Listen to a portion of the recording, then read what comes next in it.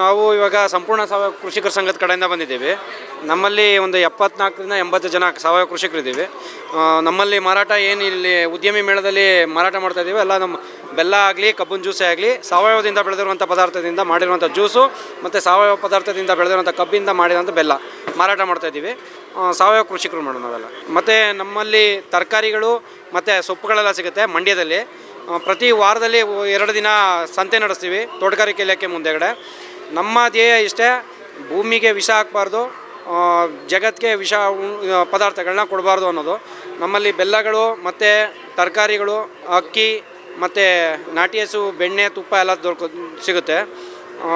ನಮ್ಮ ರೈತರೆಲ್ಲ ಸ್ವಾವಲಂಬಿಯಾಗಿ ನಾವು ಬೆಳೆದಂಥ ಪದಾರ್ಥಗಳನ್ನ ಮೌಲ್ಯವರ್ಧನೆ ಮಾಡಿಕೊಂಡು ನಾವೇ ಮಾರಾಟ ಮಾಡಿಕೊಂಡು ರೈತರಿಂದ ನೇರ ಗ್ರಾಹಕರಿಗೆ ಮಾರಾಟ ಮಾಡ್ತಾಯಿದ್ದೀವಿ. ಯೂಸ್ ಮಾಡಿದ್ಮೇಲೆ ಗೊತ್ತಾಗೋಣ ತಿಂತಾನೆ ಅದು ಕೆಲವ್ರಿಗೆ ಕೆಮಿಕಲ್ಸ್ ಫ್ರೀ ಬೆಲ್ಲಗಳೆಲ್ಲ ಗಂಟ್ಲು ಉರಿ ಬರೋದು ಎದೆ ಉರಿ ಬರೋದೆಲ್ಲ ಆಗುತ್ತೆ. ನಮ್ಮಲ್ಲಿ ಸಾವಯವ ಬೆಲ್ಲಗಳು ಆ ಥರದ್ದೇನು ಆಗೋದಿಲ್ಲ. ತಿನ್ನೋದಕ್ಕೆ ಚೆನ್ನಾಗಿರುತ್ತೆ ಮತ್ತು ಆರೋಗ್ಯಕರವಾಗಿರುತ್ತೆ ಮೇಡಮ್. ಹೆಚ್ಚಿಗೆ ಇಷ್ಟಪಟ್ಟೆ ಈಗ ಆಯುಸ್ಗಳು ಕಡಿಮೆ ಆಗಿರೋದು. ನಮ್ಮ ಅಜ್ಜಿ ತಾತಂದಿರೆಲ್ಲ 100 ವರ್ಷ ಬದುಕ್ತಾಯಿದ್ರು. ಈಗ ನಮ್ಮ ಅಪ್ಪ ಅವರೆಲ್ಲ 60 ವರ್ಷ 50 ವರ್ಷಕ್ಕೆ ಕಾಲಮರಣ ಆಗ್ತಾಯಿದ್ದಾರೆ. ಈಗ ನಾವೆಲ್ಲ ಈ ಪರಿಸರ ಚೆನ್ನಾಗಿಟ್ಕೊಳ್ಬೇಕು, ಮುಂದೆ ನಮ್ಮ ಮಕ್ಕಳಿಗೆ ಮರಿಗಳಿಗೆ ಭೂಮಿ ಚೆನ್ನಾಗಿಡಬೇಕು ಅಂದರೆ ಸಾವಯವ ಪರಿಸರ ಕೃಷಿನೇ ಉತ್ತಮ ಮೇಡಮ್.